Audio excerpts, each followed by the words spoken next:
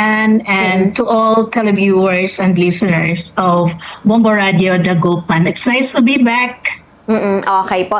Ma'am Liza, okay lang po ba? Medyo atras po kayo konti, ma'am, para mas makita po kayo, ma'am, dun po sa ating view po. Ayan, okay po. So, eto ma'am, unang-una, nas nga po nating mga musta dito po sa unfortunate na nangyari po, no? Diyan po sa Thailand. Itong nangyaring shooting incident na ikinasawi po ng ilan pong individual po, ma'am, at maging ng mismong shooter po dun sa incident, ma'am. As of today, walo na po ang declared na patay sa shooting incident na yon. Teachers, staffs, and today the 12-year-old girl, namatay din siya. At marami pang injured na mga estudyante at mga school personnels. Okay. So, yung shooter natin yung shooter nila ay 14 years old lang. According to the news, kasi maraming versions. So, ang isang version na angle na tinitingnan ay bullying. Another angle is yung online games. Masyado siyang into online games kasi may mga nakitang mga video clips na mga shooting clips, around 9 video clips daw, sabi ng mga pulis nung tiningnan nila yung computer ng bata. Okay po. Pero sa ngayon, ma'am, may ongoing din pa po yung investigation dun sa talagang possible na naging motive po nung batang naging suspect po, or batang responsible po dito, ma'am, sa incident? Oo, ongoing yung investigation kasi tinitingnan din yung angle na family problem kasi ang parents niya separated. Lumaki siya sa kanyang lolo at lola. But then again, yung kanyang lolo, retired banker, at yung lola niya ay retired teacher. So, yung kanilang buhay ay maganda. So, everyday nga, pumapasok siya sa school, ang naghahatid sa kanya yung kanyang lolo. So, yung kanyang grandparents, pinatay din niya muna bago siya pumunta sa school. May anggulo na tinitingnan na kaya yata pinatay yung grandparents ay dahil na ayaw kumbaga pinigilan siya dahil yung baril na ginamit ay baril ng kanyang lolo. Although licensed naman yun, registered yung baril. May mga na-recover pang 30 amulets, mga balas sa bag ng bata. Okay po. Ang ginamit niya ay 9mm pistol na pag-aari ng kanyang lolo. Yes. So, pero paano daw po nakuha, ma'am, nitong sabi pong bata yung naturang baril po ng kanyang lolo?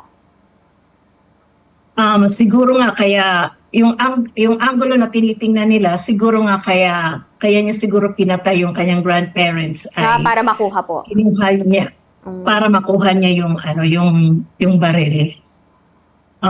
Yung mga video clips ang tinitingnan ng mga pulis na parang puro shooting video clips galing sa isang bansa. Parang the same yung videos na nakuha doon sa Philippines, yung nangyari sa Tacloban. Kaya nga lesson yun sa mga parents na kailangan natin tingnan kung ano yung ginagawa ng mga anak natin. Yes po. Ito, ma'am, kamusta naman po sa ngayon yung eskwelahan na pinangyarihan po ng incident? Ngayon ba, suspended po yung mga klase po, ma'am, after po ng incident? Oo, mag-resume sila August 17. Kasi sinara muna yung school for further investigation. Ang dami namatay na teachers kasi. Pero meron tayong Filipino teachers doon. According to the Philippine Embassy, parang 8 Filipino teachers. Pero fortunately, wala namang nangyari sa kanila. They are all safe. Okay po. And sa ngayon, ma'am, anong hakbang din po yung ginagawa po sa school naman? Meron din po bang tinitingnan yung mga authorities na baka meron pong parang naging lapses or pagkukulang on the part po ng eskwelahan, ma'am, doon sa nangyaring insidente? O tinitingnan din yun, kaya ang mga schools ngayon, naghihigpit na ng mga papasok Mm-mm. na ang mga dala ng mga estudyante ay chine-check na ngayon. Um, may angulo kasi na yung sabi ng kaklase, yung friend ng bata, sabi daw ng kaklase na pagdating daw ng bata na yun sa school, hinahanap daw yung kanyang teacher na nagbagsak sa kanya sa subject na yun kahit na nasubmit naman niya lahat ng mga requirements, yung mga projects, binagsak pa rin siya. Mm-mm. So, yeah, maraming angles sa tinitingnan. Hindi tayo sigurado kung alin ba talaga dyan yung dahilan. Pero yung cellphone ng bata na recover na, may mga text messages daw doon, pati sa computer. Okay po. Meron din So, bang, siguro alam na, yes po. Sige po. Yes po. siguro may idea na ang mga pulis kung ano talaga. Okay po. Ngayon ba, ma'am, yung mga students naman po dun sa nasabi pong eskwelahan kung saan nangyari po yung incident, may mga sinasagawa bang parang ano, ma'am, mga counseling? Kasi panigurado po ay nakaranas yung mga teachers, mga estudyante po na naka-witness ng incidente ng trauma dun po sa nangyari po. Ma'am, kung meron po mga ganun ginagawa sa hakbang na counseling po, ma'am. Oo, yes. Panigurado meron yun at meron silang mga rituals na ginagawa. Kaya sa routine pa sila mag-o-open ng klase. Meron yung counseling kasi yung trauma ng mga bata, Okay po.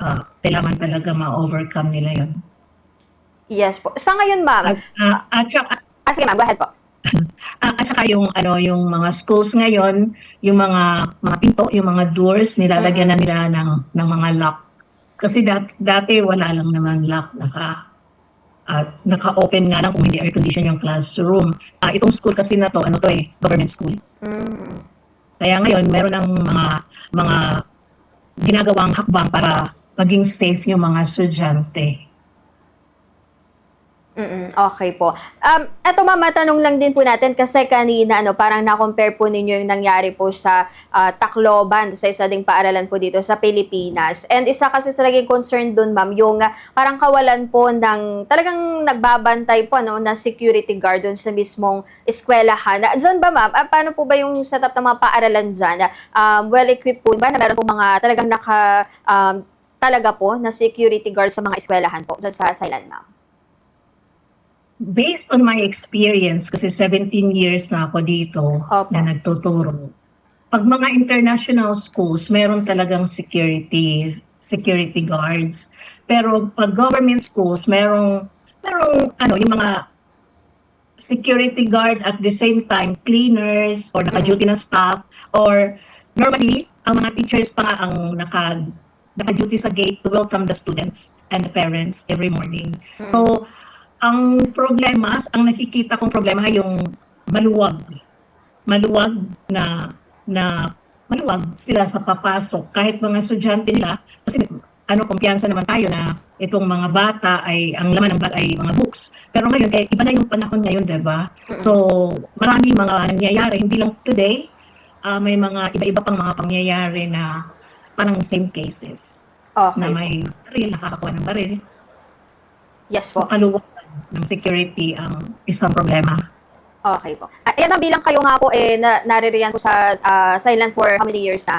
May nasa rin po tayong report kanina ma'am na kung saan ang mismong Prime Minister daw po ng Thailand po ay nangako na magpapatupad po ng mas mahigpit na batas po sa mga baril matapos ngayong nangyaring incidenting ito po ma'am. May mga update po ba dito ma'am sa nasabi pong ulat po na ito?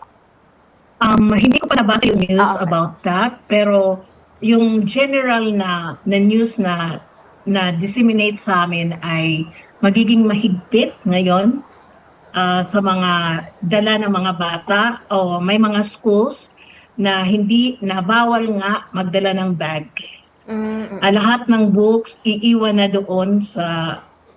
sa loob ng classroom, hindi na pwedeng magdala ng bag. Okay po. So eto na lang ma'am, ano, dahil kayo po pala ay isa ding tama po, teacher na nagtuturo din po ma'am dyan po Mhm. sa Thailand. Gaano po parang kabigat sa inyo ma'am ito, ano, na bilang isang guro ay may ganito pong isang hindi inaasang insidente na nangyari po sa isang paaralan po dyan, and hindi lang basta insidente dahil ayun po may mga namatay po ma'am dito po. Bilang isang guro, kasi ako, tinatrato ko yung mga estudyante ko na parang mga anak ko. Mm. Kumbaga, masakit sa akin at meron din akong takot. Meron din akong takot na yung mga what if na may mangyari. Kasi ngayon, ang mga bata ay iba na. So, as a teacher, kailangan mong um, suriin, bantayan yung mga estudyante mo. Kung ako kasi nagbibigay ako ng 20 minutes na parang counseling. Nagtatanong ako kung anong problema mo, bakit hindi mo nagawa itong homework, bakit ka bumagsak sa test, bakit ganito, bakit tahimik ka.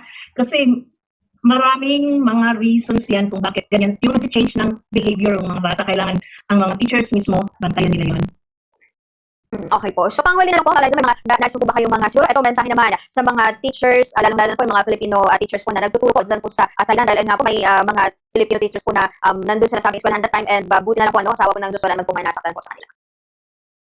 Ang mensahe ko para sa aking mga kapwa guro, kahit hindi dito sa Thailand, sa Opo. Philippines, kailangan tayong maging mapagmatsyag, kailangan tayong maging vigilant para sa ating mga estudyante. Kung meron tayong napapansin na nakakaiba sa ating estudyante, kailangan nating bigyan ng atensyon. At lagi natin, di ba, in the morning, kailangan yung GMRC, di ba, kailangan i-integrate natin yung kaalaman tungkol sa online games, kung paano makontrol, ano ba ang masamang maidudulot nito, at hindi lang ang mga teachers, pati din yung parents sa bahay. Dapat makontrol din natin yung mga ginagawa ng ating mga anak. I-check natin kung ano yung mga activities na ginagawa nila sa computer. Kasi hindi natin makontrol kung saang website sila pumapasok. Like that, yung similar na nangyari sa Tacloban at dito, may nakita sa bahay ng bata dito, yung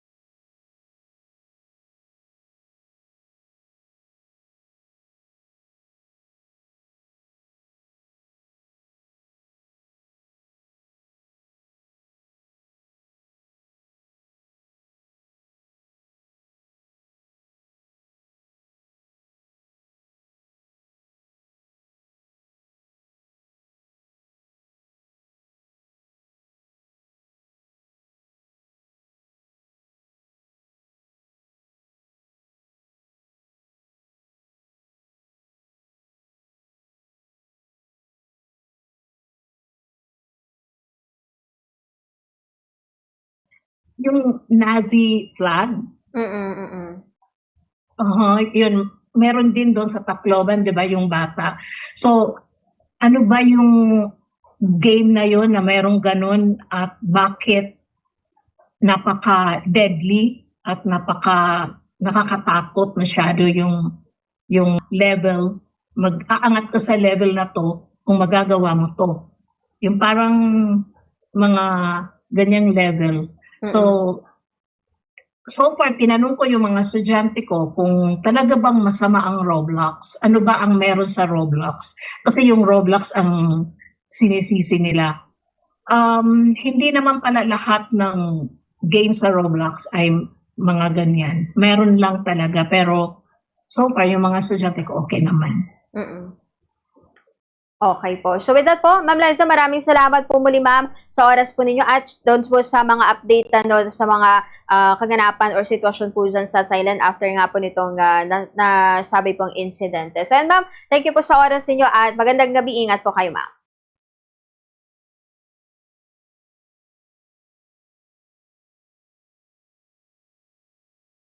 Thank you, Bomba Marian. Ayan.